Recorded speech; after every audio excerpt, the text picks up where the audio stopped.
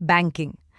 बांको किंवा BANCO या Italian संज्ञेपासून bank BANK या इंग्रजी संज्ञेची निर्मिती झाली.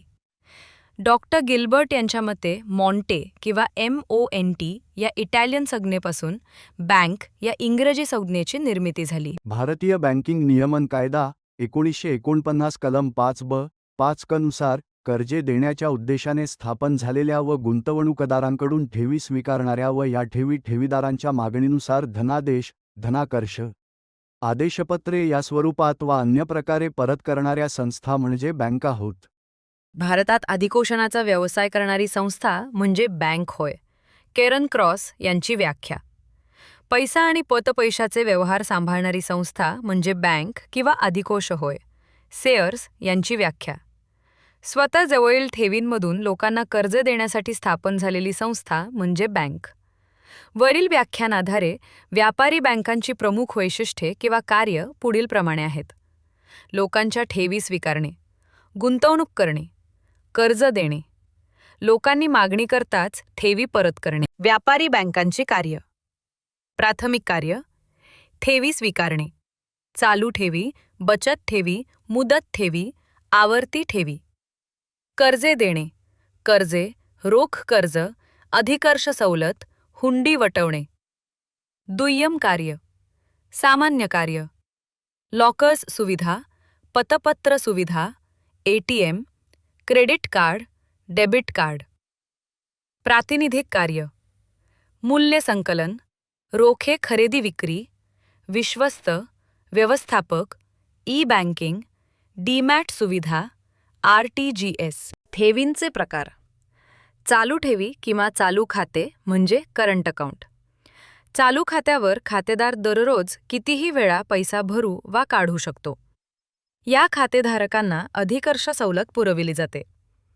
बचत ठेवी किंवा बचत खाते म्हणजे सेव्हिंग अकाउंट. बचतीस प्रोत्साहन देणे हा या खात्याचा उद्देश.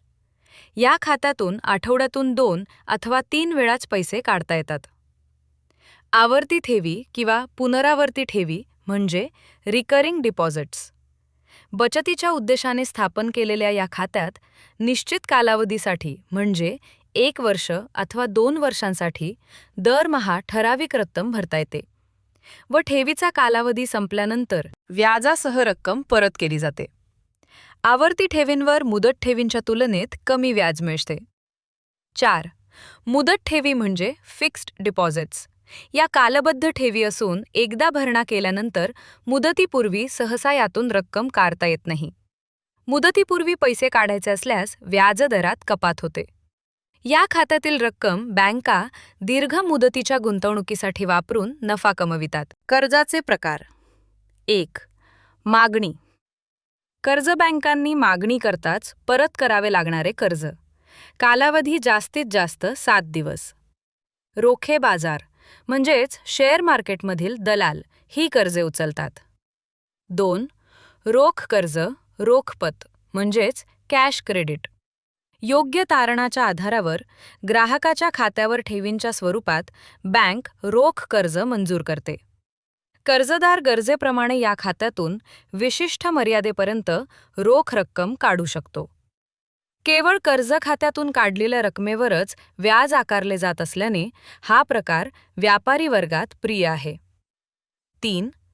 अधिकर्ष सवलत म्हणजेच ओव्हरड्राफ्ट. बँका त्यांच्याकडील फक्त चालू खातेधारकांना त्यांच्या खात्यातील शिल्लक रकमेपेक्षा काही अधिक रक्कम काढण्याची सवलत देतात. त्यास अधिकर्ष सवलत म्हणतात.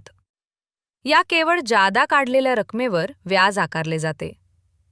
4. हुंड्या वटवणे म्हणजे डिस्काउंटिंग ऑफ बिल्स. काही कमिशन आकारून व्यापारी बँका ग्राहकांच्या हुंड्या वटवितात. अल्पमुदतीच्या कर्जाचाच हा प्रकार आहे. हुंडीची मुदत संपल्यानंतर हुंडी वटवणारी बँक मूळ हुंडी स्वीकारणाऱ्या कर्जदाराच्या बँकेकडून प्रत्यक्ष रक्कम मागून घेते. हुंडी वटवणे म्हणजे भविष्यात परतफेड करण्याच्या आश्वासनावर दिले जाणारे अल्पमुदतीचे कर्ज होय. बँकांची दुय्यम कर्जे. 1. खातेदारांच्या आदेशानुसार त्यांच्या रोख्यांची खरेदी विक्री करणे. 2. ई-बँकिंग म्हणजेच इलेक्ट्रॉनिक बँकिंग होय. या आधारे ग्राहक घरबसल्या सर्व प्रकारचे देण्याघेण्याचे व्यवहार पार पाडू शकतात. 3. डीमॅटॅट खाते म्हणजे अमूर्त खाते. शेअर्स तथा रोख्यांच्या खरेदी विक्री व्यवहारांची नोंद डीमॅट खात्यात होत असते. म्हणून शेअर गुंतवणूकदारांना बँकेत डीमॅट खाते उघडावे लागते. 4. ATM म्हणजे ऑटोमेटेड टेलर मशीन. ATM कार्डच्या आधारे या यंत्रातून कोणत्याही वेळी तात्काळ पैसे काढता येतात. म्हणून व्यवहारात याचे नाव एनी टाईम मनी असे रूढ झाले आहे. 5. Credit card. याला प्लास्टिक मनी असे संबोधले जाते. क्रेडिट कार्ड आधारे ग्राहक दुकानदारास रोख पैसे न देता खरेदी करू शकतात. या बिलाची रक्कम बँकेतील खात्यातून परस्पर व्यापाराच्या खात्यात जमा होते. 6. RTGS म्हणजे रिअल टाईम ग्रॉस सेटलमेंट. या आधुनिक ऑनलाईन सुविधेमुळे ग्राहकांना 2 लाखांच्या पुढील रक्कम त्वरित म्हणजेच 2 तासात हस्तांतरित करता येते. 2 लाखांपेक्षा कमी रक्कम national electronic fund transfer NEFT या ऑनलाईन सुविधेद्वारा 48 तासात हस्तांतरित करता येते. 7. पतनिर्मिती. व्यापारी बँका त्यांच्याकडील ग्राहकांच्या प्राथमिक व दुय्यम ठेवींच्या आधारे पतनिर्मिती करतात. प्राथमिक ठेवी म्हणजे ग्राहकांनी व्यापारी बँकेत रोख स्वरूपात ठेवलेल्या ठेवी. प्राथमिक ठेवीतील काही रक्कम बँका कायम रोख स्वरूपात ठेवतात.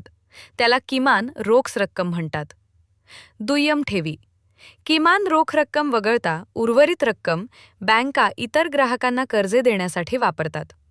या कर्जदारांना संबंधित बँकेत खाते उघडावे लागते. यातील कर्जाची रक्कम म्हणजे दुय्यम ठेवी. हे आहे GK Marathi YouTube channel. At GK Marathi, GK. पतनिर्मितीच्या माध्यमातून बँका भरपूर नफा कमावितात.